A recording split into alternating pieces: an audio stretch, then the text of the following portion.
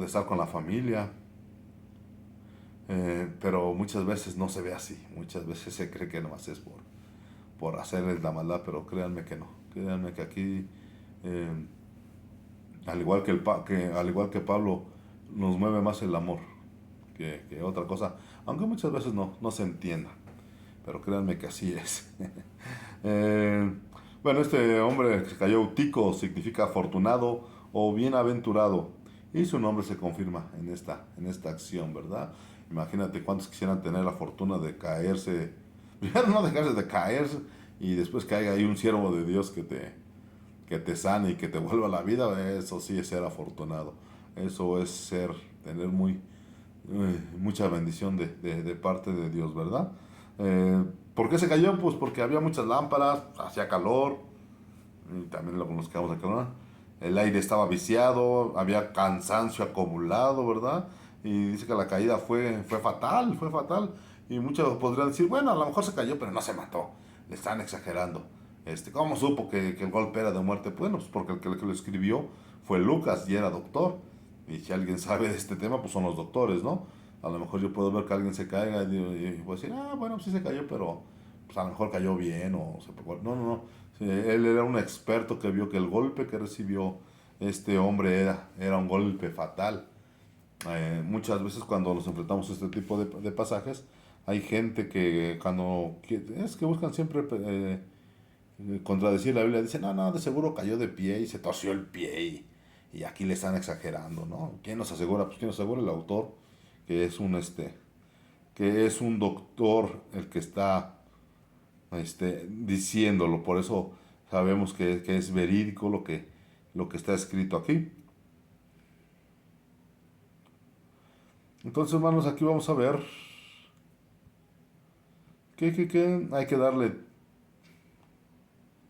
que a la palabra de Dios hay que darle el tiempo que merece. Hay veces que Dios nos da un versículo rápido y nos ayuda. Hay veces que Dios nos tiene que dar toda una enseñanza. Tanto los mensajes a veces cortos que Dios nos da como los mensajes largos pueden ser. No porque sea un mensaje de 15 20 minutos no quiere que nos sirva, no, no. Pero también un mensaje que sea largo no quiere decir que no venga de parte de Dios, sino también viene de parte de Dios. Aquí nos vemos que reunirse es adorar, compartir y escuchar la palabra. En esta época normalmente los cultos no eran tan temprano. Normalmente los cultos en domingo eran un poquito en la tarde porque aprovechaban para orar, para la palabra de Dios y después cenaban como iglesia y al final compartían y ya cada uno se iba a su casa y normalmente terminaban tarde estos cultos. Pero eso tenía ese propósito, el adorar, escuchar la palabra y convivir con la iglesia. Es difícil hoy en día muchas veces hacer que la gente, o que la iglesia conviva con la misma iglesia. Normalmente se termina el culto y pues sí, hay veces que hay urgencia de irse, quieren irse con la familia, quieren ir a pasear, quieren ir a disfrutar. Y no es que esté mal, ¿verdad? Pero sí dar el tiempo, porque tan importante es adorar y escuchar la palabra como compartir con los hermanos, hablar, platicar. Muchas veces muchos de ellos nos pueden dar un consejo o nosotros podemos dar un consejo para la semana, de algo que vivimos, de algo que pasamos. ¿Quién te va a entender mejor que la misma iglesia? Así estaba diseñada la iglesia y así está diseñada la iglesia. No para salir corriendo, no para buscar nuestras actividades, sino para poder ser filiales unos con otros, compartir. A veces el mensaje que oímos nos fortalece y nos ayuda. Y si aparte de eso lo combinas con platicar con los hermanos que saben de lo mismo que tú adoleces o de lo que ya pasaron, por lo que tú estás pasando, te fortalece mucho más. Pablo lo sabía, la iglesia primera lo sabía, pero es algo que muchas veces ya hemos dejado de hacer. Ya hemos estado dejando mucho la comunión. Eh, Pablo no se guardó nada por ser la despedida. Esto no quiere decir que cada culto duraba horas y horas, ¿verdad? Esto fue una ocasión especial, aunque sí, Pablo era conocido por tener un discurso amplio, de buen tiempo, También no quiere decir que cada reunión que Pablo tenía duraba hasta el amanecer. Era de acuerdo a la circunstancia, de acuerdo a la situación.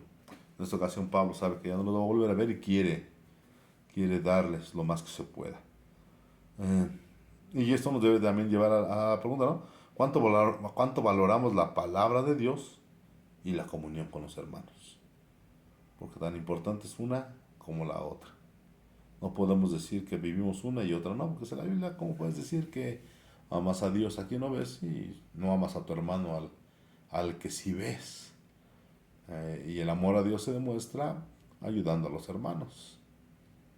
Y, y varias cositas ahí que habla el apóstol Juan, ¿verdad? De demostrar el amor a Dios en la persona de los hermanos y amar a los hermanos de la iglesia.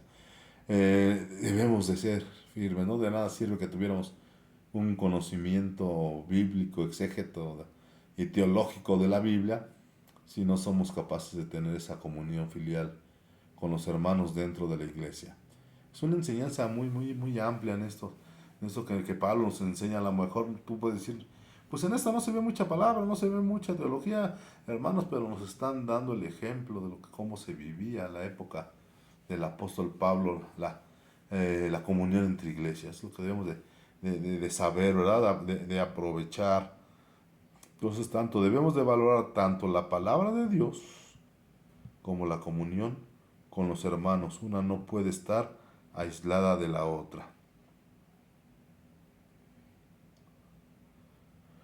Mm, ok, del 10 al 11 dice el milagro que sucedió, ¿verdad?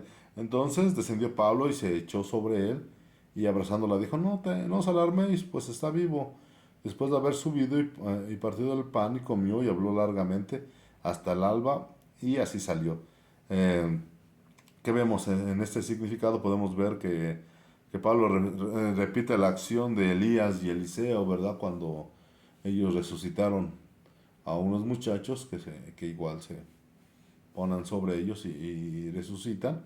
Eso lo podemos ver en Primera de Reyes 17:21 y Segunda de Reyes 4:34. Una vez más, Primera de Reyes 17:21 con Elías y Segunda de Reyes 4:34 con Eliseo. Aquí esto ayuda, mis hermanos, este ejemplo donde Pablo replica la acción de estos profetas. También esto sirve para confirmar el ministerio profético apostólico, donde los apóstoles vendrían a continuar ese ministerio que los profetas de la antigüedad y que no pasa de moda como muchos dicen, donde ya se quedó. No, esto nos enseña la continuidad. Eso es el propósito teológico que tiene Pablo al hacer esto, representar eh, la continuidad de este ministerio, mis hermanos.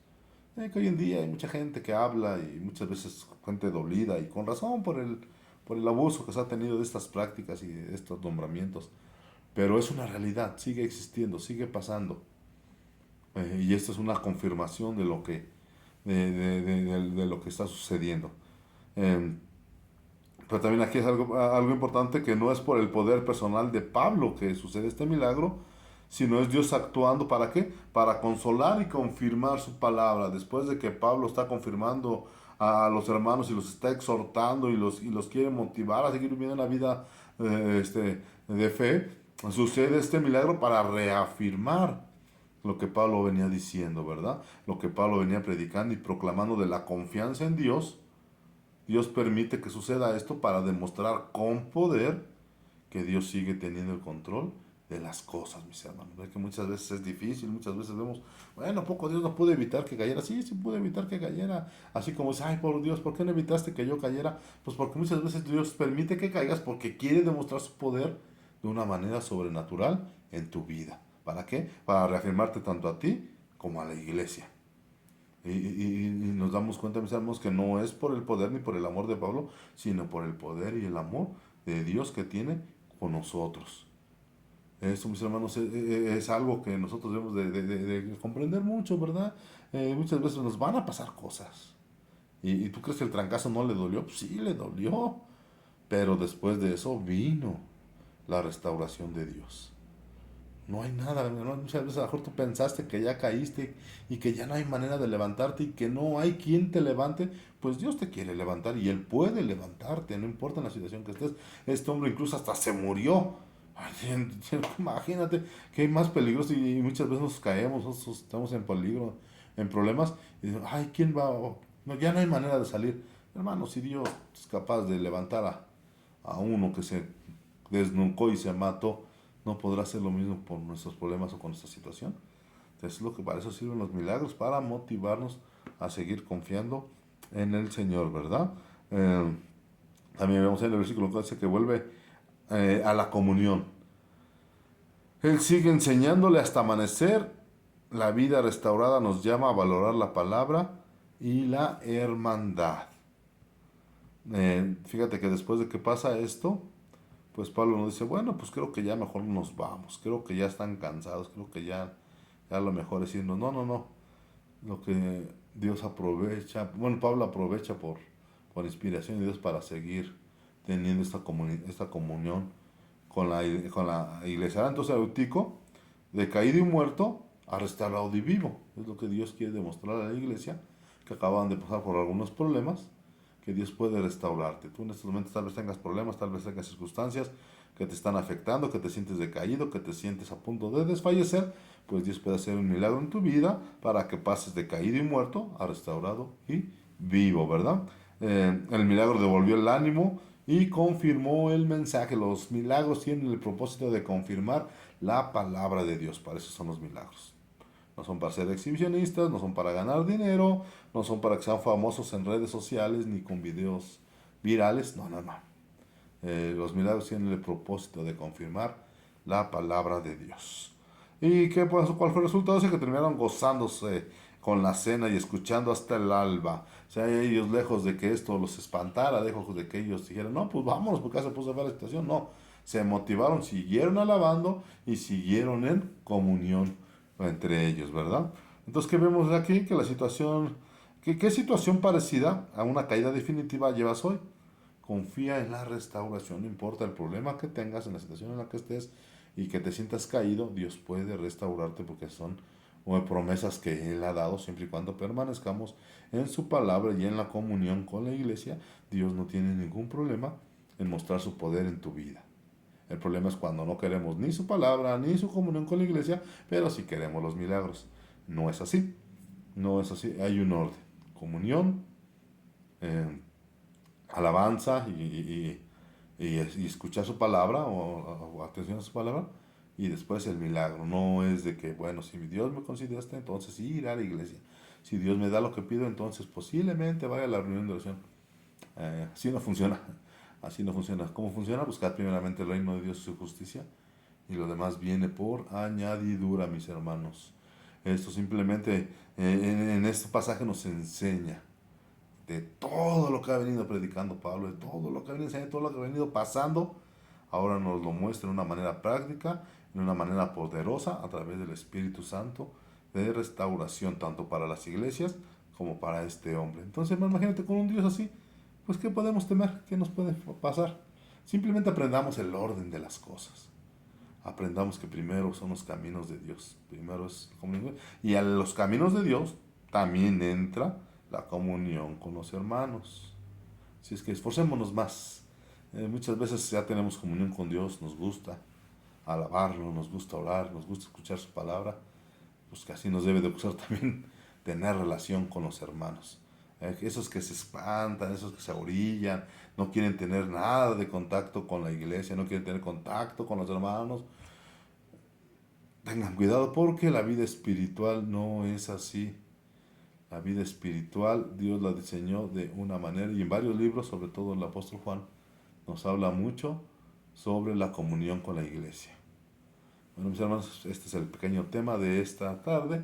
Espero que sea de beneficio y nos vemos para la próxima. Que Dios los bendiga. Hasta luego.